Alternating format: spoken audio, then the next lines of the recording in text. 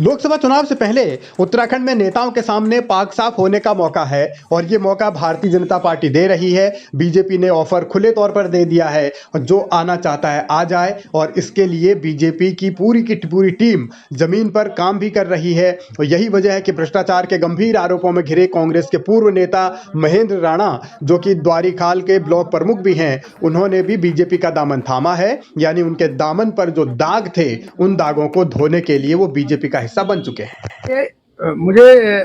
मैं पहले से ज्वाइन करना चाह रहा था, लेकिन कुछ परिस्थितियां ऐसी हुई कि नहीं ज्वाइन कर पाए। आप देखिए, मैंने तो 8 महीने पहले इस्तीफा दे दिया और आज मैंने ज्वाइन किया है। तो इसीलिए किया है कि मैं माननीय अध्यक्ष जी के जो यहाँ भाजपा की कार्यशैली है, माननीय मुख्यमंत्री जी प्रदेश में, क्योंकि मैं चौथी बार ब्लॉक प्रमुख हूँ और कार्य जो मैं देख रहा हूँ कि पहले भी काम होते थे, आज भी काम हो रहे हैं और बड़े अच्छे तरीके से हो रहे हैं। हमको बड़ा सपोर्ट मिल रहा है ब्लॉकों में, तो इसलिए मेरे को ये लगा कि अब मुझे ज्वाइन कर देनी चाहिए और मैं और अच्छा काम कर सकता हूँ अपने क्षेत्र में और अपने लोगों को काम।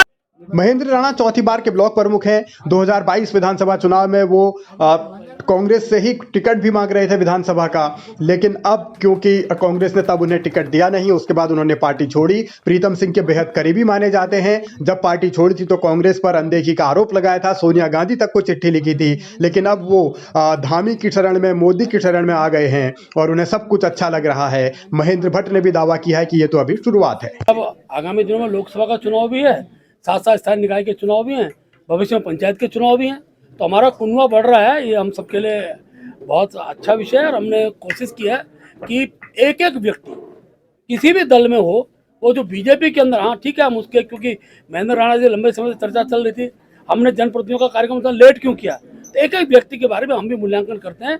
मूल्यांकन के बाद ही कार्यकर्ता को हम ज्वाइन कराते हैं और मैं आपको कह सकता हूँ जितनी बड़ी संख्या में लोग, अब आज से प्रक्रिया प्रारंभ हुई है।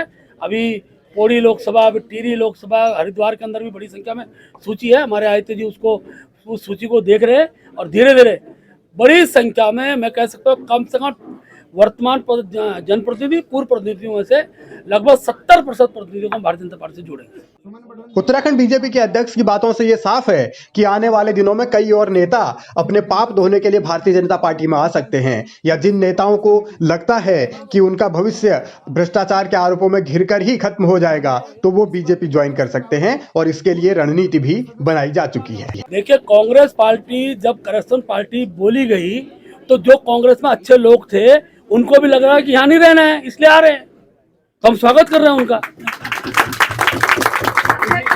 निश्चित रूप से क्यों हमने ये तय किया है कि बूथ स्तर से लेकर, तो आखिरकार मैंने जो बात पहले कही कि जनता विकास अपनी आंखों से देख रही है और बार बार बोल रहा हूँ, जनता का प्रेशर जनप्रतिनिधियों पे, वो जनता का प्रेशर है कि मोदी खिलाफ मत जाओ, इसलिए सब लोग आ रहे हैं, हम सबका स्वागत कर रहे हैं। चुनाव का सीजन शुरू होने वाला है और उससे पहले नेताओं में छटपटाहट है, दल बदल की राजनीति तेज हो रही है। फिलहाल ब्लॉक प्रमुख स्तर के नेता पहुंचे हैं बीजेपी में। आने वाले दिनों में अब आशंका ये है कि क्या कोई विधायक भी कांग्रेस का ऐसा है जो बीजेपी ज्वाइन कर सकता है, क्योंकि महेंद्र भट्ट ये दावा कर रहे हैं कि 70% नेता दूसरे दलों के ऐसे हैं जो जनप्रतिनिधि हैं, चाहे चुने हुए हों या फिर जिन्होंने चुनाव लड़ा हुआ हो, वो बीजेपी में आएंगे, ऐसा दावा महेंद्र भट्ट का है। अब क्या कोई विधायक भी कांग्रेस का होगा, इसको लेकर भी आशंका एक बार फिर तेज हो गई है।